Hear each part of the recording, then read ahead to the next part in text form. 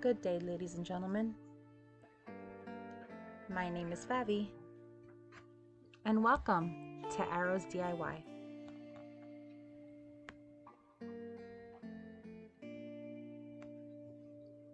Today I'm going to be showing you how to make this piece of home decor just using Dollar Tree products.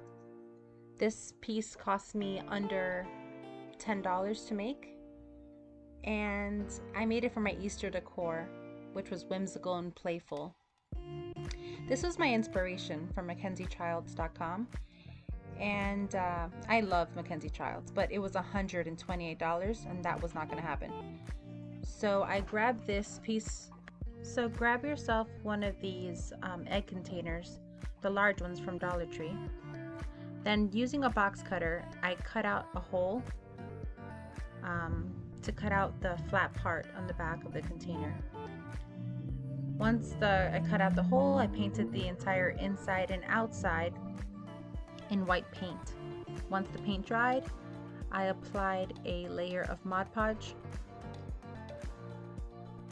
Then take your favorite decorative piece of paper and just make sure that it's one ply. So if it's a napkin, which this is a napkin for Easter, just separate the 2-ply or the 3-ply into the 1-ply. That way you can attach it effectively with the Mod Podge. As you can see, I laid it down gently. I rubbed down the middle and I gently tapped it down around the edges until I got to the outside rim of the container. I add a thin layer of Mod Podge on top, and then I go around the container and I cut off the excess. I do leave a little bit of an overhang just in case I need to fix something. Just make sure when you're adding the Mod Podge that your sponge doesn't get dry. Taking one of these candlesticks from Dollar Tree, I painted that in a mix of pink paint and Mod Podge, and I painted the entire candlestick pink. Now I'm just exposing that hole in the back by cutting the inside tissue part. Using Gorilla Glue, I attach the top piece once it's fully dry to the candlestick. So I pressed and I held that for a while, but you need to hold it a little longer than I did, or that will happen. So just be sure to hold it for a little bit. I ended up putting my Mod Podge container in there just to keep it in place as it dried. Now, using these jewel sticker borders, I am going to cover up the raw edges of the container. So I had to cut little slits around every single circle of jewels. That way I was able to bend the strip around the oval correctly. And I do this just for the inner oval. You don't need to do this for the outside rim because it's large enough.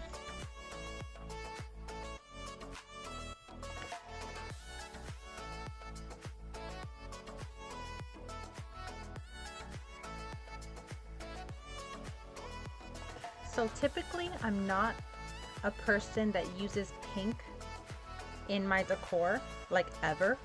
I barely ever pick pink, but for some reason this Easter I was feeling pink and not so much pastel colors. I wanted more vibrant colors, like a playful, whimsical. That's the vibe I was going for this Easter. So here I'm trying to put on this jewel border while dealing with the toddler, so excuse my pauses.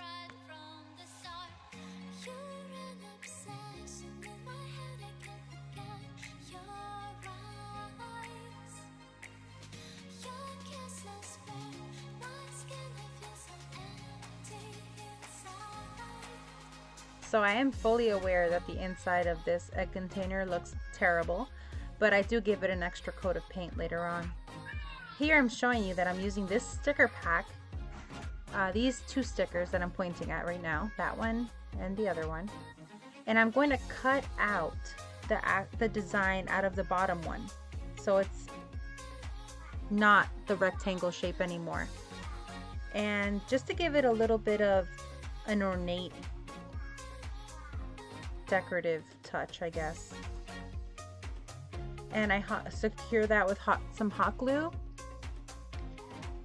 and it kind of looks like metal, which I like that vibe.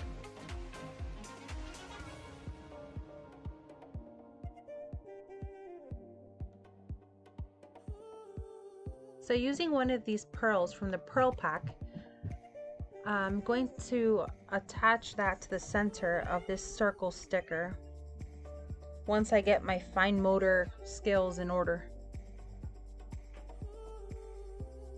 The pearl will be placed in the center top there.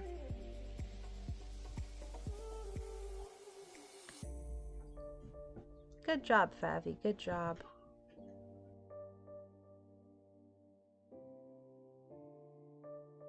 Now in this next clip, if you are a person who strongly believes that inanimate objects have feeling and emotion, I am so sorry, do not watch the next clip. But I had this bunny left over from my decoration stuff, and I needed a chick, so this bunny is going to anamorph into a chick. So I'm just showing you, using a box cutter, what I'm going to cut out. So that line there, I'm gonna cut it that way, including the tail in this top piece. Now this foam is kind of crumbly, so it's better to have a very sharp box cutter or knife, whatever you're gonna use. Just make sure it's really sharp and be careful, please.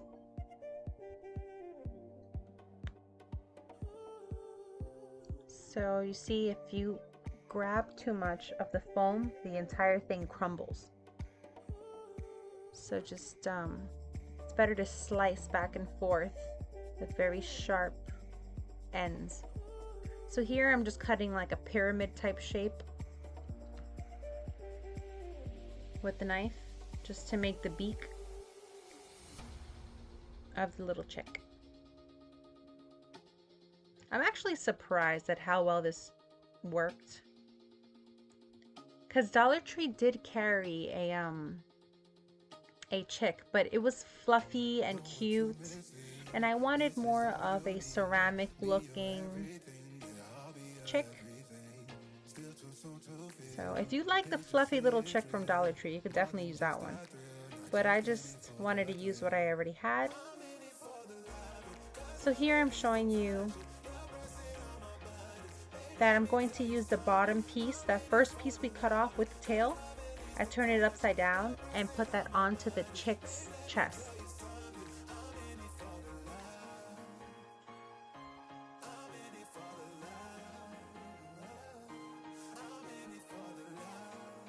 Now there's kind of a,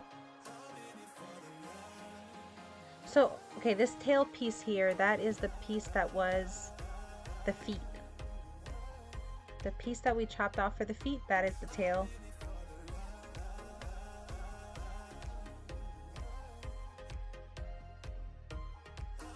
So just, we have to hold that, press that in place as the hot glue sets.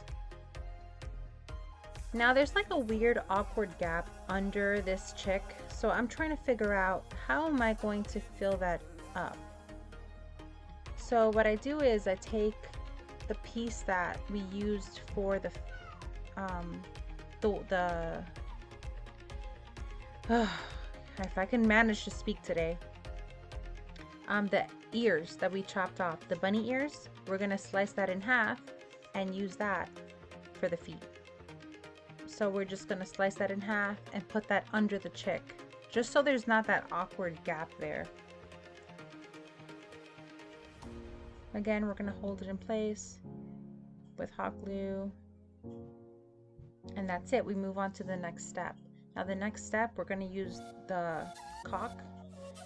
And we're just going to fill in all the nooks and crannies and just basically slather this all over this chick's body. Not the head. We don't want to put any on the head because I feel like the shape of the head is perfect for the chick. So we're just going to make it look like feathers. So just using a paintbrush. I used an old paintbrush. You know, the ones that are dried up. I'm so bad about that, guys. I never wash my paintbrushes. I just get too excited, and then after the project, I just leave it there, and it's a sad story. Oh yeah, I do put a little bit on the head just to give it some texture. Only at the top of the head and the beak area to cover up those little holes and to give him a beak. Yes, this chick is a male. Yes. We're going to give him a cute little beak. And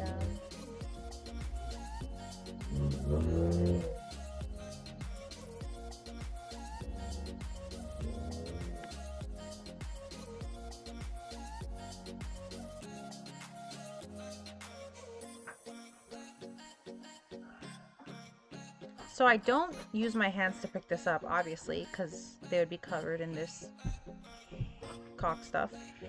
So I use a little stick to show you guys, and just to I use a little fork here to add texture, to make it kind of flake away from the body, will feather away from the body. I don't use this chopstick the whole time because of the type of foam it is. It would just slip off as I try to apply this caulk. So once it's dried, you see how cute he is? It really looks like he was a chick his whole life. No one would ever know that it was a bunny. Amazing, amazing. So now I'm just mixing up some paints. I'm not sure what color this little chick is gonna turn out, so I just have some white there, some yellow called Buttercream, and some caramel color. And then I just mix it up as I go. I give him one coat of white completely, and then just to cover up that purple from the original rabbit, and I cover the whole thing in this light yellow color. And then I use more of a darker yellow around the head, around the wing portion, around the edges, just to make him look more dimensional and to add some interest to his beautiful feathers. So here I am mixing, painting, getting my Van Gogh on, releasing the stresses of my day on this little chick.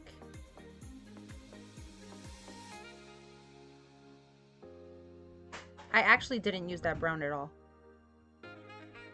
What a waste of paint. Oh well. My chick turned out very abstract. But I'm in love with this, guys. That's the beauty of DIY. You fall in love with your creation, and then you don't even care what others say, because it's your baby. That's my little chick baby here.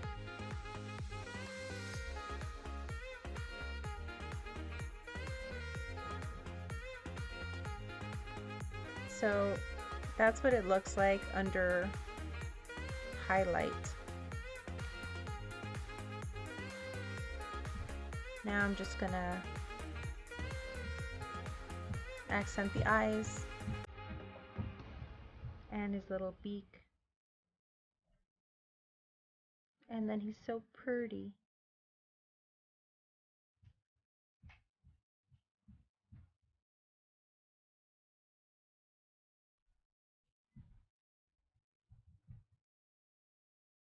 So after he dried, I did notice that there were some craters in his face.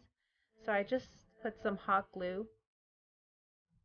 After the paint was dry, I just used a little bit of hot glue to fill in any craters in his body or his face. And it worked just fine. The hot glue worked great. So now I'm taking some Spanish moss and some moss stones from the Dollar Tree. And I'm just making like a little cozy bed for this little chick to chill on.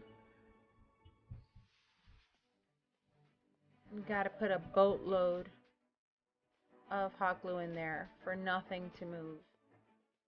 I want this on my mantle again next year for Easter. So I put a whole bunch of hot glue to keep everything in place. And I could not wait for this paint to dry. So I just wanted to see how he looked in this little egg container stand. So I went ahead and I just put him in there with the paint wet. Yes, the paint was wet. I couldn't wait, guys. I'm so sorry. I had to see him in place. But I do fix his little head there. I go in later, you see? I go in there. It's like it never happened. And then I have to cover the eyes again because I covered them up with paint again. So I go ahead, touch that up with black paint.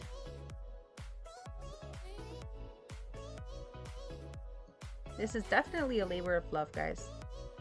It took a long time, but it's really rewarding, you know, to see that the hard work paid off. And the fun thing is you can do this with whatever decorative paper you like, with whatever chick you like. In your own style. I added in some flowers on the side later on. A bow. I put a bow on top.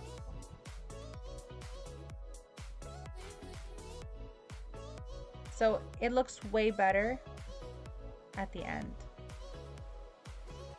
Once everything is dried.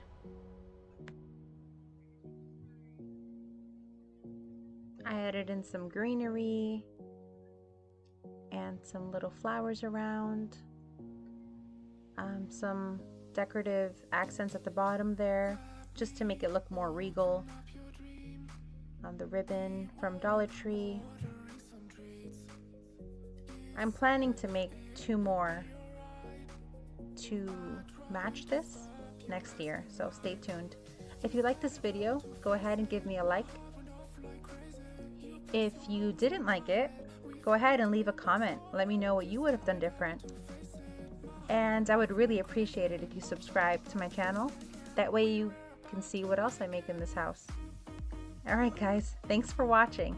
See you next time. Bye.